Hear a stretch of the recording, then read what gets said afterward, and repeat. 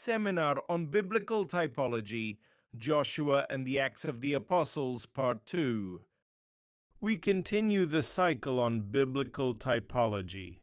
In a previous post, we traced the correspondence between the story of Joshua, how he conquered the Promised Land, and the story from the book of Acts of the Apostles to the moment when rumors about Joshua and his people, and accordingly rumors about the apostles and their people, spread throughout the earth. Here it is necessary to clarify once again that the first model or type is limited to Palestine, a relatively small territory. Its fulfillment, and in turn the model for the latter, the eschatological fulfillment, came with the apostles and their acts. In this case, the geography expands to the scale of the ecumene, the entire inhabited Mediterranean world, where the peoples descended from the lost, in quotation marks, 10 tribes of Israel lived at that time. Finally, the last eschatological fulfillment, already with the forerunner in the role of the Anointed One, covers the whole world. The gospel of the kingdom conquers the whole world. But for now, let's just look at the correspondences, and they are amazing, between the Old Testament and New Testament stories. The next episode in both the book of Joshua and the book of Acts of the Apostles is an almost identical story with the right of the first property which belongs to God. The issue of ownership. With regard to the capture of Jericho, the issue of trophies was unequivocally resolved. All spoils of war were to be destroyed, slaughtered in the name of the Lord, as we read in the 6th chapter, the 17th verse of the book of Joshua. Similarly, the book of Acts of the Apostles, but on a different level, properly addresses the issue of ownership and honesty. Now all who believed were together and had all things in common, and sold their possessions and goods, and divided them among all, as anyone had need. Book of Acts, 2nd chapter, 44th and 45th verses.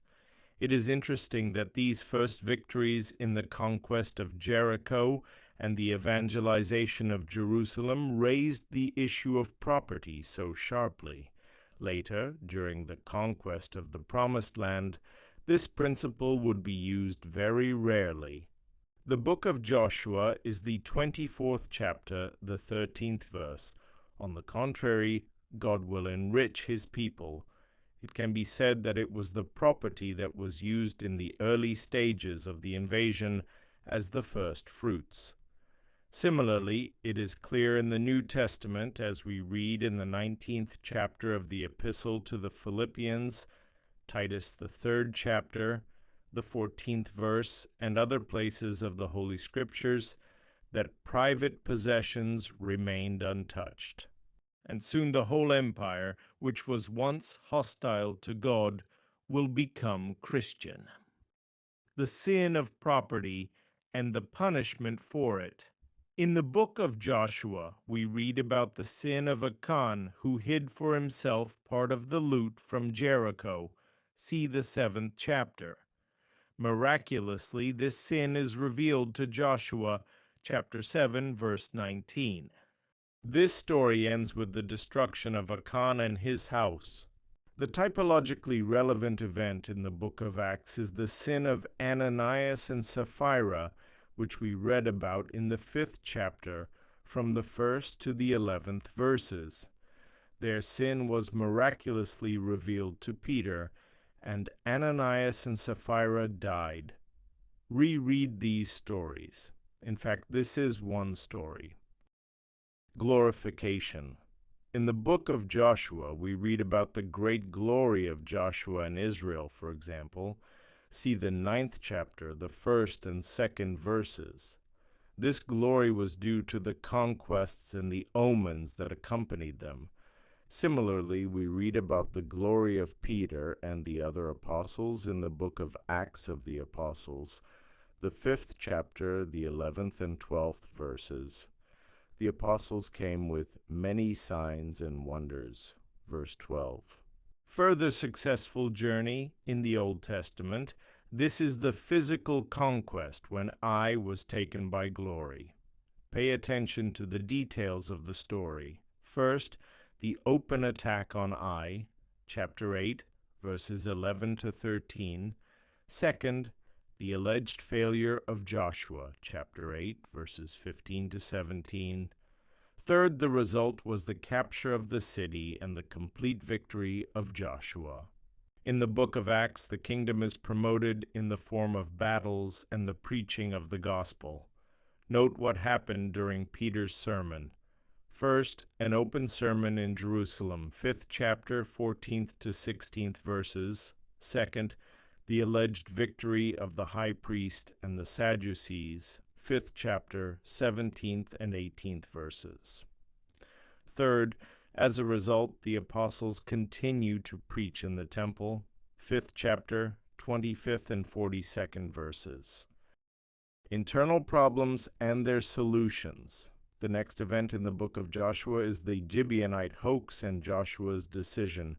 In fact, the inhabitants of this city were not pursuing any insidious goal, but were trying to save their lives. See the 9th chapter, the 3rd verse.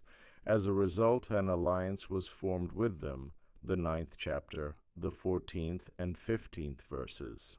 The fraud was soon uncovered. The decision is made at the administrative level. The inhabitants of Gibeon had to draw water and chop firewood for the Israelites. 9th chapter, 26th and 27th verses. The relevant event in the book of Acts of the Apostles is a dispute with the Hellenists about tables or the injustice of neglecting them when distributing food. Here we have a New Testament example of how God's people meet new converts, people from other nations. This was followed by the administrative decision of the apostles, and the issue of such a form of ministry as diaconal ministry, different from apostolic ministry, was resolved. We read about all this in the 6th chapter, from the 1st to the 6th verses. Another great achievement, the book of Joshua tells of Joshua's conquest of the 5 kings of the Amorites, the destruction of their cities, and the final conquest of southern Canaan, the 10th chapter. Similar events occurred when Joshua defeated the hordes of Canaanites in the north at the waters of Merom, chapter 11. The same chapter serves as a kind of summary of the victories of Israel under the leadership of Joshua, verses 16 to 23. The book of Acts of the Apostles, after describing the election of 7 deacons, proceeds to the story of the great success of one of them, Stephen, who performed great miracles and signs among the people. 6th chapter, 8th verse. His deeds and speeches are described in the second half of the 6th chapter and throughout the 7th chapter. But we'll talk about Stephen in more detail in one of the following videos. I hope the above is already clear.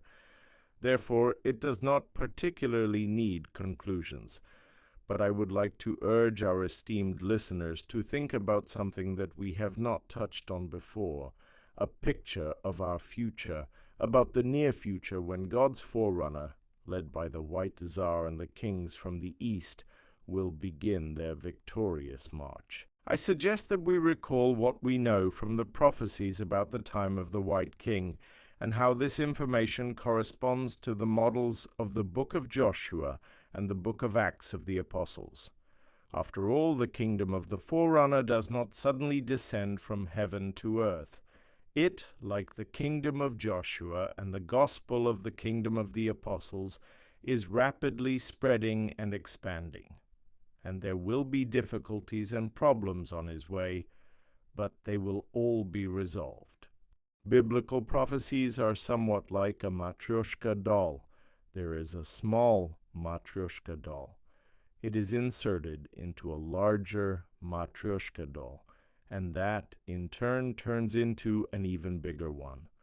But they are all painted by the same artist, and they all depict the same thing.